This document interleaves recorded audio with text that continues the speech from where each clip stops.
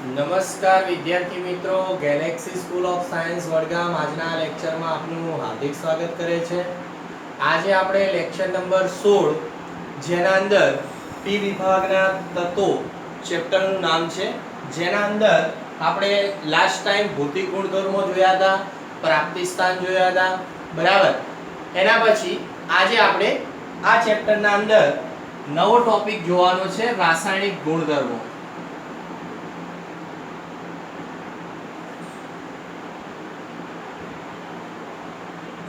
આ રાસાયણિક ગુણધર્મોના અંદર આપણે જે ટોપિક ભણવાનો છે ઓક્સિડેશન અવસ્થા.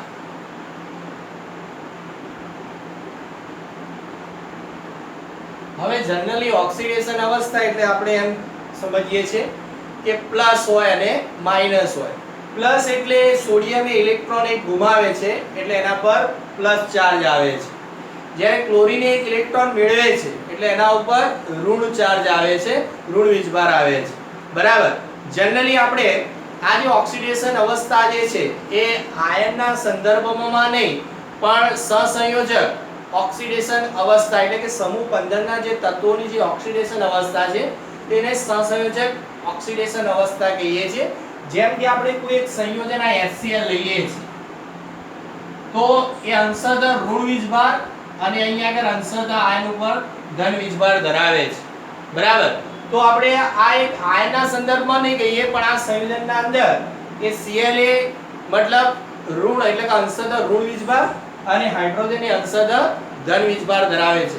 એટલે ટૂંકમાં આ જે આપણે આયનના સંદર્ભમાં ઓક્સિડેશન અવસ્થાને નહીં પણ સહસંયોજકના સંદર્ભમાં આપણે ઓક્સિડેશન અવસ્થા કહીશું. એટલે કે સમૂહ 15 ના તત્વો જે છે એ સહસંયોજક બંધ બનાવે છે એટલે કે એની ઓક્સિડેશન અવસ્થા જે સહસંયોજકના બંધના સંદર્ભમાં છે.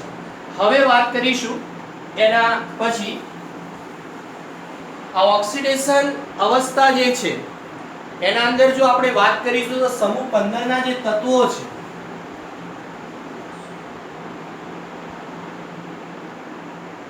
એ ત્રણ પ્રકારની ઓક્સિડેશન અવસ્થા ધરાવે છે. એક -3, +3 અને +5. આ ત્રણ પ્રકારની ઓક્સિડેશન અવસ્થા સમૂહ 15 ના તત્વો ધરાવે છે. હવે જો વાત કરીશું તો આ ત્રણ પ્રકારની જે ઓક્સિડેશન અવસ્થા તો ધરાવે છે, બુકના અંદર તો સીધું લખી દીધું છે કે સમૂહ 15 ના તત્વો એ આ પ્રકારની -3, +3 અને +5 ઓક્સિડેશન અવસ્થા ધરાવે છે.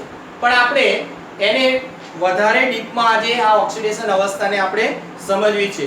બુકના અંદર ટોપિક ખૂબ નાનો આપ્યો છે છતાં પણ આ ટોપિકને આપણે ડીપમાં સમજવો છે, બરાબર. તો જો સૌથી પહેલા વાત કરીએ તો આ +3 જે છે એ સમૂહના અંદર ઉપરથી નીચે, જેમ કે આપણે આ રીતે લેતા હતા સમૂહ 15 ના તત્વો નાપાસ સબિકમ, બરાબર. આ સમૂહ 15 ના તત્વો છે. નાઇટ્રોજન, ફોસ્ફરસ, આર્સેનિક, એન્ટીમની અને બિસ્મથ, બરાબર.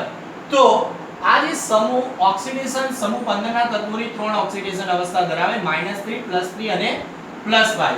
તો +3 ની અંદર ઉપરથી આપણે નીચે તરફ જઈએ છીએ એમ +3 ની સ્થાયીતા વધે છે. આ +3 ઓક્સિડેશન અવસ્થાની ઉપરથી જેમ સમૂહમાં નીચે જઈએ બિસ્મથ તરફ એમ +3 ની સ્થાયીતા શું થાય છે? વધે છે. જ્યારે આ -3 અને +5 એની સ્થાયીતા ઉપરથી નીચે તરફ જઈએ એમ એની સ્થાયીતા ઘટે છે. તો આપણે સૌથી પહેલા એને અહીંયા આગળ -3 માટે જોઈએ કે કેમ -3 ઓક્સિડેશન અવસ્થા ઉપરથી નીચે તરફ જઈએ તેમ એની સ્થાયીતા કેમ ઘટે છે એ આપણે સમજીએ.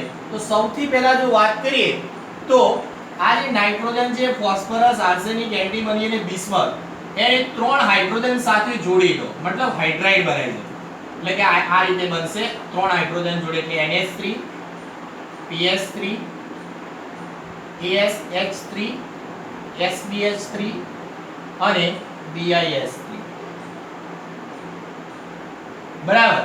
હવે આપણે આ જે સંયોજન બનાયા, બરાબર, આ બધા સંયોજનના અંદર એ -3 ઓક્સિડેશન અવસ્થા ધરાવે છે, બરાબર, સમૂહ 15 ના હાઇડ્રાઇડ સંયોજનમાં. તો આના નામ લખી દઈશું. આને આપણે એમોનિયા કહીએ છીએ, આને આપણે ફોસ્ફીન કહીએ છીએ, આને આપણે આર્સિન કહીએ છીએ, આને આપણે સ્ટીબાઇન કહીએ છીએ, અને આને બિસ્મુથાઇન કહીએ છીએ, બરાબર. તો આપણે આ સંયોજન લખ્યા -3 ઓક્સિડેશન અવસ્થા ધરાવતા, એ સંયોજનોના નામ લખ્યા. હવે આપણે વધારે જો એને સમજવું હશે તો આપણે ઇલેક્ટ્રોન રચના પણ એની લખીશું કે જેનાથી આ ત્રણે ત્રણ અવસ્થા આપણે ઈઝીલી સમજી શકીશું. તો નેક્સ્ટ આગળના લેક્ચરના અંદર બે ઇલેક્ટ્રોન રચના તમને સમજાવી હતી કે કેવી રીતે આપણે યાદ રાખવાની. સૌથી પહેલા અડી પીછા અને 2 પોઈન્ટ પણ આપણે મોસ્કોબિયમ તત્વને લેતા નથી, કારણ કે નેક્સ્ટ લેક્ચરમાં મેં વાત કરી હતી કે એક તો એ રેડિયો સક્રિય તત્વ છે, અર્ધાયુષ્ય સમય ઘણો ઓછો છે એટલે અલ્પ પ્રમાણમાં પ્રાપ્ત થાય છે એટલે આપણે એને લેતા નથી. તો અડી પીછા અને 1 પોઈન્ટ, બરાબર, ઇલેક્ટ્રોન રચના માટે. તો સૌથી પહેલા વાત કરીશું નાઇટ્રોજનની ઇલેક્ટ્રોન રચના. તો નાઇટ્રોજનનો પરમાણુ ક્રમાંક 7 છે, બરાબર. એ પ્રમાણે જો જોવા જઈએ તો હિલિયમ 1s2 2s2 2p3. ચલો હવે આપણે પહેલા એક પીછું મારીશું, આ રીતે એક પીછું મારીશું, પછી આ બીજું પીછું મારીશું, આ બીજું પીછું મારીશું, બરાબર. પહેલા આપણે નિષ્ક્રિય વાયુ લખી દે, હિલિયમ, પછી નિયોન, બરાબર, પછી આર્ગોન, પછી ક્રિપ્ટોન અને ઝેનોન, બરાબર. હવે બીજા પીછાના અંદર 2s2 2p3 છે, અહીં આગળ 3s2 3p3, બરાબર. પછી અહીં આગળ આવશે 4s2 4p3, અહીં આવશે 5s2 5p3, અહીં આવશે 6s2 6p3. ચલો હવે ડી કક્ષક એ ત્રીજા નંબર, એટલે અહીં આર્સેનિક તત્વથી ચાલુ કરી દીધી એટલે અહીં લખીશું આપણે 3d10 4d10 અને 5d10, બરાબર. જો મોસ્કોબિયમ તત્વ હોય તો 6d10 આવે, તો અહીં આગળ 7s2 અને 7p3 આવે.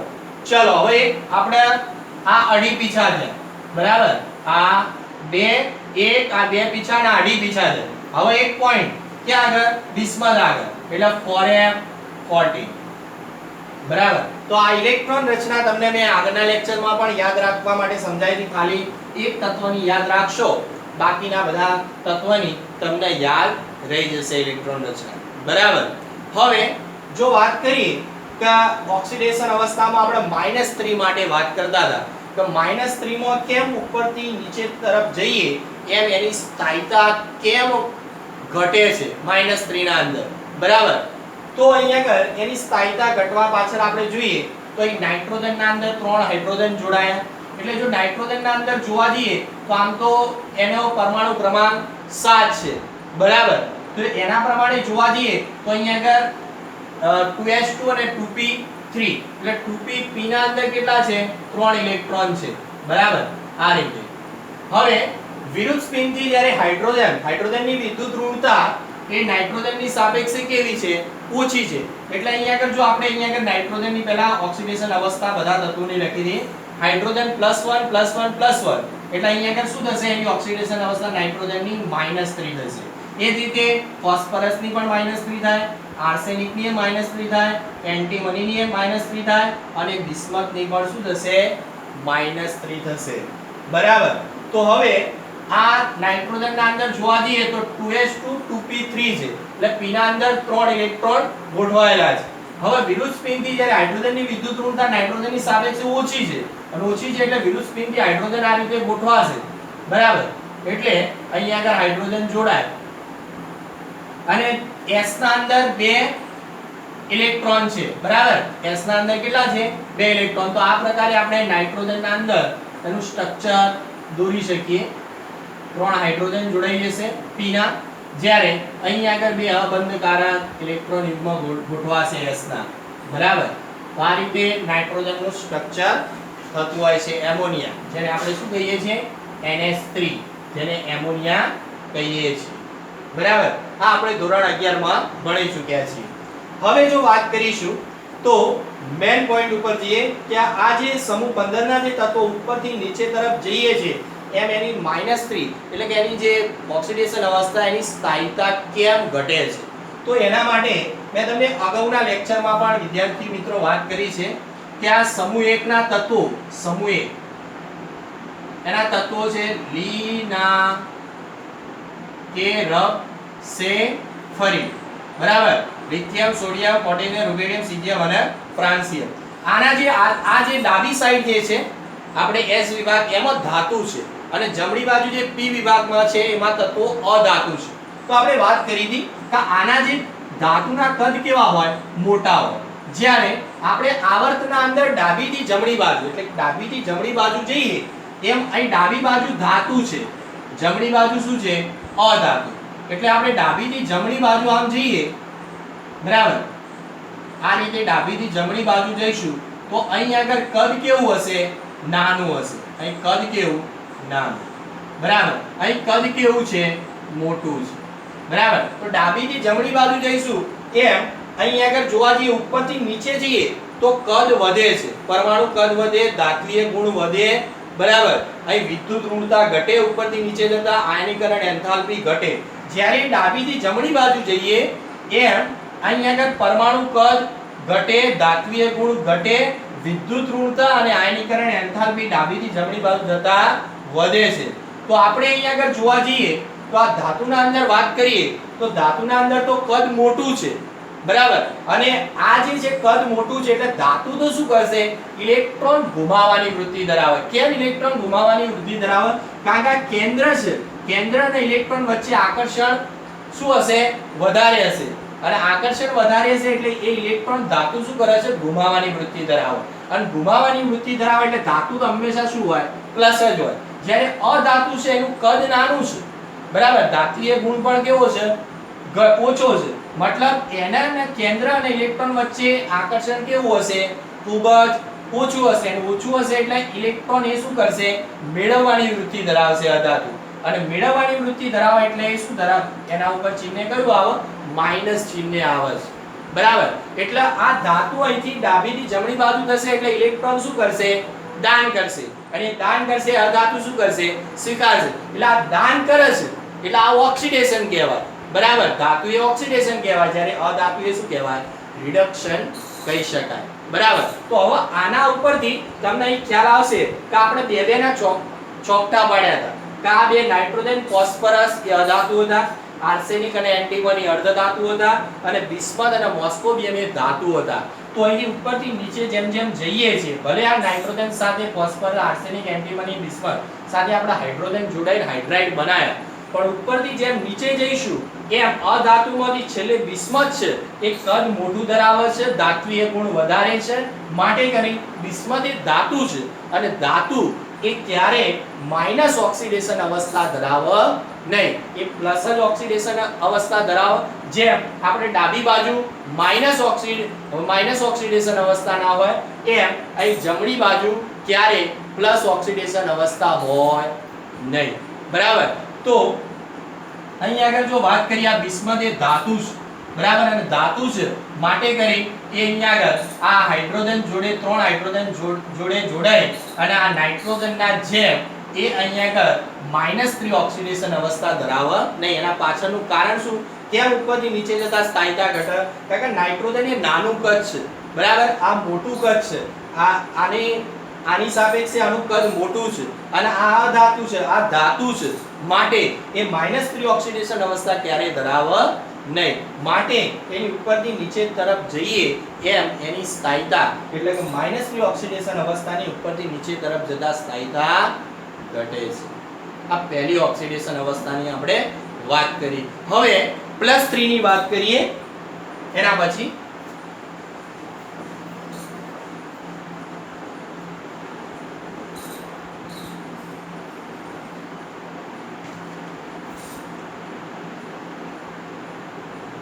+3 ના અંદર મેં વાત કરી હતી કે ઉપરથી નીચે તરફ જઈએ એમ એની સ્થાયીતા તો શું થાય છે, વધે છે. કેમ વધે છે?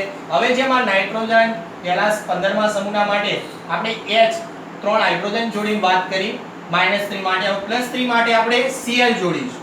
એટલે આ રીતે જુઓ, પહેલા નાઇટ્રોજન, ફોસ્ફરસ, આર્સેનિક, એન્ટીમની અને બિસ્મથ. તો આની સાથે 3 Cl જોડીશું દરેક સાથે. તો આના અંદર તો +3 જે ઓક્સિડેશન અવસ્થા છે એમાં તો સ્થાયીતા શું થાય છે, વધે છે. અને સ્થાયીતા કેમ વધે છે? કારણ કે દરેકના અંદર જે આ p કક્ષકમાં 3 ઇલેક્ટ્રોન છે, બરાબર એટલે p કક્ષક ભરાયેલી છે અને દરેકના અંદર 3 ઇલેક્ટ્રોન છે p કક્ષકમાં, એટલે આની સ્થાયીતા +3 ની સ્થાયીતા શું થાય છે, ઉપરથી નીચે તરફ જતા એની સ્થાયીતા વધે છે. છતાં પણ આ +3 ને સમજતા પહેલા આપણે આ +5 સમજીશું, એટલે આપણે આ +3 ક્લિયર થશે કે કેમ એની સ્થાયીતા વધારે છે +3 ની અને +5 ની ઉપરથી નીચે તરફ જતા કેમ સ્થાયીતામાં ઘટાડો થાય છે, એ આપણે અહીં આગળ સમજીએ છીએ. ચલો હવે અહીં આગળ જો આ +3 કેવી રીતે થાય? આ Cl3 એટલે -3 થશે, આ બાદ જશે એટલે આ શું થશે, +3 થશે. ચલો આ એ +3, ચલો આ પણ +3, આ પણ +3 અને આ પણ +3, બરાબર. હવે આપણે +5 માટે વાત કરીએ. કોના માટે? +5 ઓક્સિડેશન અવસ્થા. તો અહીં આગળ ખાલી આ 3 લીધા છે, એના બદલે હું હવે 5 લઈ લઈશ. શું લઈ લઈશ? 5. ચલો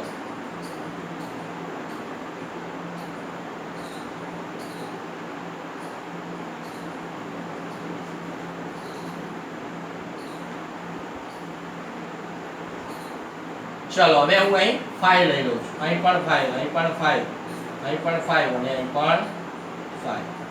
પણ આ નાઇટ્રોજન એ હેલોજન સમૂહના તત્વો સાથે એ +5 ઓક્સિડેશન અવસ્થા ધરાવતું નથી, એટલે આ સંયોજનના અંદર +5 ઓક્સિડેશન અવસ્થા બનતી નથી.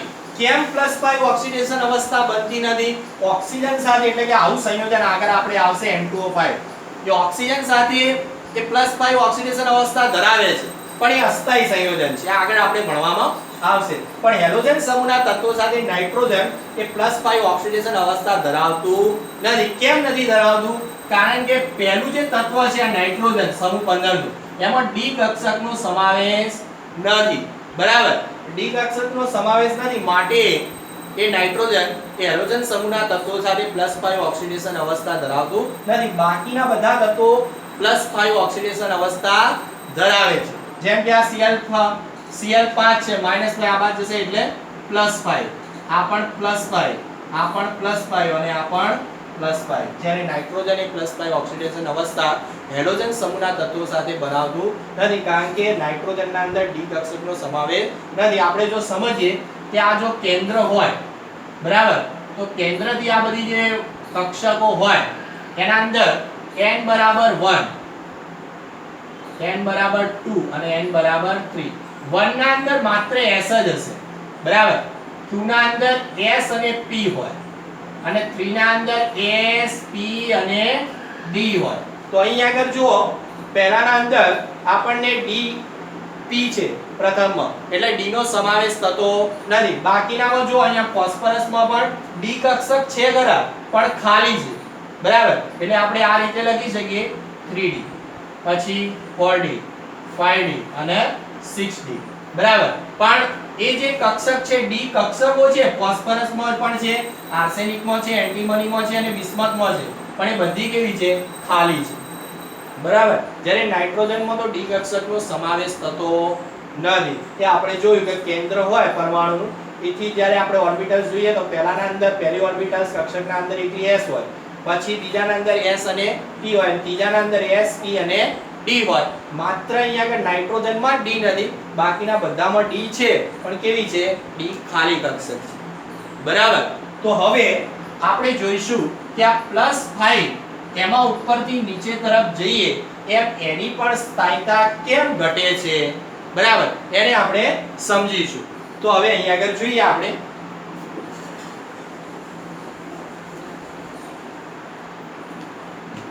તો અહીં આગળ જુઓ કે +5 ઓક્સિડેશન અવસ્થાના અંદર કેમ ઉપરથી નીચે તરફ જઈએ એમ સ્થાયીતા ઘટે છે. એના માટે જોઈએ તો અહીં આગળ ધોરણ 11 માં તમે ભણી ગયા છો નિષ્ક્રિય યુગ્મ અસર, બરાબર? એ પ્રકારની યુગ્મ અસર, નિષ્ક્રિય યુગ્મ અસર અહીં આગળ બને છે. એના માટે આપણે બે ઉદાહરણ લઈએ, એક ફોસ્ફરસ નું લઈએ અને એક બિસ્મથ લઈએ. હવે ફોસ્ફરસ ના અંદર જોઈએ તો એની જે ઇલેક્ટ્રોન રચના છે એ 3s2 3p3 છે. એટલે 3s ના અંદર કેટલા ઇલેક્ટ્રોન છે? જો 2 છે, બરાબર? 3p ના અંદર કેટલા ઇલેક્ટ્રોન છે? 3 છે. ખ્યાલ આવ્યો? અને 3d જે છે એ કેવી છે? ખાલી છે. ક્લિયર? તો 3s ના અંદર 2 છે, 3p ના અંદર એક કરીને 3 છે અને 3d ના અંદર ખાલી છે. તો હવે આ નિષ્ક્રિય યુગ્મ અસર કેવી રીતે બનશે? જોજો કે 3s ના અંદર 2 ઇલેક્ટ્રોન જે છે યુગ્મિત છે, એટલે થોડુંક પણ તાપમાન આપીશું, ગરમી આપીશું એટલે અહીંથી ઉત્તેજિત થઈ ઇલેક્ટ્રોન ક્યાં જશે? ડીમાં જશે. ક્યાં જશે? ડીમાં જાય છે, બરાબર? તો આ ડીમાં જશે એટલે અહીં આગળ ફોસ્ફરસ છે એ હેલોજન સમૂહ એટલે Cl સાથે, એટલે અહીં આગળ ઇલેક્ટ્રોન જે છે, બરાબર? અહીંથી એક ઇલેક્ટ્રોન ક્યાં ગયો? ડીમાં ગયો. એટલે હવે 5 થઈ ગયા અયુગ્મિત. પણ આ Cl જે છે એ વિરુદ્ધ સ્પિનથી એની સાથે ગોઠવાઈ 5 Cl અહીં આગળ ગોઠવાઈ જશે, બરાબર? એટલે અહીં Cl, અહીં Cl, અહીં Cl, અહીં Cl અને અહીં Cl. એટલે 5 Cl ગોઠવાઈ જશે એટલે આપણું સંયોજન શું બનશે? PCl5 સંયોજન બનશે, બરાબર? તો હવે અહીં આગળ આ ફોસ્ફરસ ની વાત કરી, એવી રીતે આપણે બિસ્મથ ની વાત કરી. તો બિસ્મથ ના અંદર પણ જો 6s2 6p3 અને 6d છે. તો s ના અંદર કેટલા છે? 2 ઇલેક્ટ્રોન છે. p ના અંદર કેટલા છે? 3 છે, બરાબર? અને d પાછી ખાલી છે. ક્લિયર? તો આના અંદર પણ જો જોવા જઈએ તો નિષ્ક્રિય યુગ્મ અસર કોને કહીએ છીએ? કે જેમ આને તો સરળતાથી આપણે સહેજ તાપમાન આપ્યું હતા, ગરમી આપી એટલે 3s માંથી યુગ્મિતમાંથી એક ઇલેક્ટ્રોન ઉત્તેજિત થઈ અને d માં જતો રહ્યો અને આ પ્રકારે PCl5 એક સંયોજન પ્રાપ્ત થઈ ગયું. જ્યારે આના અંદર જો જોઈશું તો અહીં આગળ કેવું થાય છે? જેમ કે આપણે વાત કરીએ છીએ કે આ કેન્દ્ર છે. જો આની વાત કરીએ ફોસ્ફરસ, તો આ કેન્દ્ર જે છે, બરાબર? તો કેન્દ્ર જે છે આ 3s ના આગળ શું છે? નિયોન છે. અને નિયોન ની ઇલેક્ટ્રોન રચના શું થાય? 1s2 2s2 2p6, કારણ કે એનો પરમાણુ ક્રમાંક 10 છે. એટલે 1s2 2s2 2p6. એટલે જો આના આગળ જો જોઈએ આપણે આ 3s ના આગળ કોણ છે? 2s અને 2p છે. 2s અને 2p છે. એટલે આ 2s અને 2p શિલ્ડિંગ અસર થશે અહીં આગળ, બરાબર? શિલ્ડિંગ અથવા સ્ક્રીનિંગ અસર. એટલે આ s જે છે સ્ક્રીનિંગ અસરમાં s એ સૌથી વધારે છે એની અસર, પછી p, પછી d અને પછી f. એટલે અહીંથી s ના આગળ શું છે? નિયોન છે. અને નિયોન ની ઇલેક્ટ્રોન રચના નથી 1s2 2s2 2p6. એટલે s ની આગળ શું છે? 2s અને 2p છે. એટલે અહીં આગળ જો કેન્દ્રનું અહીં આગળ આકર્ષણ ઓછું હોવું જોઈએ બાહ્યતમ કક્ષાના ઇલેક્ટ્રોનનું, નહીતર શું કરે? કેન્દ્ર ઇલેક્ટ્રોનને ખેંચી લે. પરંતુ અહીં આગળ સ્પિનિંગ અથવા શિલ્ડિંગ અસર થાય છે. સ્પિનિંગ અથવા શિલ્ડિંગ આ અસરના લીધે આ જે s અને p એ વધારે d અને f કરતા વધારે મજબૂત સક્રિય છે. એટલે આ ધક્કો મારશે s ના ઇલેક્ટ્રોનને. એટલે એક ઇલેક્ટ્રોન કયો જશે? d માં જતો રહેશે. એટલે અહીં આગળ PCl5 પ્રકારનું સંયોજન બની જાય છે. જ્યારે બિસ્મથના અંદર આપણે વાત કરીશું તો અહીં આગળ જે છે આ 6s છે એની આગળ શું છે? જુઓ આ 6s છે, આ કેન્દ્ર છે, બરાબર? તો અહીં આગળ 6s છે બાહ્યતમ કક્ષામાં. એની આગળ શું છે? 4f અને 5d. પહેલા 5d છે એ ભરાયેલી છે, d કક્ષક પણ ભરાયેલી છે અને f કક્ષક પણ ભરાયેલી છે. એટલે આ ભરાયેલી છે સ્પિનિંગ અસર d અને f ની s અને p ની સાપેક્ષે ઓછી છે. એટલે અહીં કેન્દ્ર, અહીં બિસ્મથ છે એ બિસ્મથનું કેન્દ્ર મોટું છે, ધાત્વિય ગુણ વધારે છે એટલે કેન્દ્રમાં વધારે એની ઇફેક્ટ થશે. એટલે ઇલેક્ટ્રોન શું કરે છે? એ કેન્દ્ર ઇલેક્ટ્રોનને પકડી રાખે છે. બાહ્યતમ કક્ષાના 6s માં જે 2 ઇલેક્ટ્રોન યુગ્મિત છે એને પકડી રાખે છે. છતાં s અને p ની સાપેક્ષે d અને f એની સ્પિનિંગ અસર ઓછી છે કક્ષકની. માટે કરી અહીંથી ઇલેક્ટ્રોન અહીં ઉત્તેજિત થઈ d માં જઈ શકતો નથી. માત્ર ખાલી હેલોજન સમૂહના અંદર જો વાત કરીએ FCl Br I અને એસ્ટેટ માં ખાલી ફ્લોરિન જ એવું તત્વ છે જેની વિદ્યુત ઋણતા 4 છે બરાબર અને એ વધુ સક્રિય છે એટલે એની વિદ્યુત ઋણતા 4 છે સૌથી વધારે વિદ્યુત ઋણતા છે માટે કરી જો આની સાપેક્ષે Cl ની સાપેક્ષે જો અહીંયા આગળ F હોય ફ્લોરિન હોય તેની વિદ્યુત ઋણતા વધારે છે એટલે ઝડપથી અહીંથી એક ઇલેક્ટ્રોન d માં ઉત્તેજિત કરી અને એક ઇલેક્ટ્રોન અંદર રહી અને એમ કરી BiF5 આવું એક સંયોજન બનાવી શકે બરાબર બિસ્મથ પેન્ટાફ્લોરાઇડ કહીએ છીએ બરાબર આ સંયોજનને BiF5 ખાલી માત્ર હેલોજન સમૂહનું ફ્લોરિન જ એવું તત્વ છે જેની વિદ્યુત ઋણતા 4 છે અને એ આમાંથી એક ઇલેક્ટ્રોન ઉત્તેજિત કરી d માં મોકલી અને એ પ્રકારનું BiF5 પ્રકારનું સંયોજન બનાવી શકે જ્યારે ફોસ્ફરસના અંદર તો S અને P જેની સ્ક્રીનિંગ અસર ઓછી છે D અને F ની સાપેક્ષે એટલે ઝડપથી આ જે S અને P જે કક્ષકના ઇલેક્ટ્રોન આને ધક્કો મારે છે એટલે સીધો D માં જાય છે ઇલેક્ટ્રોન PCl5 સંયોજન બની જાય છે જ્યારે આમાં બનતું નથી હવે જો બને નહીં તો 6s માં તો તેના બે જ ઇલેક્ટ્રોન રહે બરાબર અને P ના અંદર કેવા છે 1 2 અને 3 તો આ પ્રકારની BiCl3 એટલે કે +3 પ્રકારની ઓક્સિડેશન અવસ્થા બને એટલે S માંથી બે ઇલેક્ટ્રોન માંથી એક ઇલેક્ટ્રોન ઉત્તેજિત થઈ D માં ના જાય તો S માં તો બે ના બે રહે તો P માં ખાલી 3 રહે 1 2 અને 3 તો ત્રણેય Cl એના સાથે જોડાઈ જાય તો કયા પ્રકારની ઓક્સિડેશન સંયોજન બનાવે BiCl3 તો મેં તમને પહેલા પણ કીધું હતું આ +3 સમજતા પહેલા આપણે +5 સમજીશું તો +3 ઓક્સિડેશન અવસ્થા સરળતાથી સમજી શકાય એટલે આવું સંયોજન બની શકે BiCl3 પણ BiCl5 બની શકે નહીં BiF5 જ બની શકે +5 ઓક્સિડેશન અવસ્થા કારણ કે એની વિદ્યુત ઋણતા સૌથી વધારે છે 4 છે બરાબર તો આપણે -3 +3 અને +5 જે ઓક્સિડેશન અવસ્થા વિશે બુકના અંદર ખૂબ જ નાનો ટોપિક બનાવ્યો છે અને સમજી શકાય એવો પણ નથી મેં ખૂબ ડીપમાં ગયો છું બરાબર આ ટોપિકના અંદર હજી પણ આ ટોપિક બાકી છે કેટલાક નાઇટ્રોજન અને ફોસ્ફરસના સંયોજનો લેવાના છે જુદા જુદા એની ઓક્સિડેશન અવસ્થા સમજવાની છે શું થશે અને એના પછી આગળ આપણે ટોપિક ડાયહાઇડ્રોજન હેલોજન ધાતુ સાથે એ બધા સાથે પણ ઓક્સિજન સાથે પણ વાત કરવાની છે એ નેક્સ્ટ લેક્ચરમાં આપણે વાત કરીશું નમસ્તે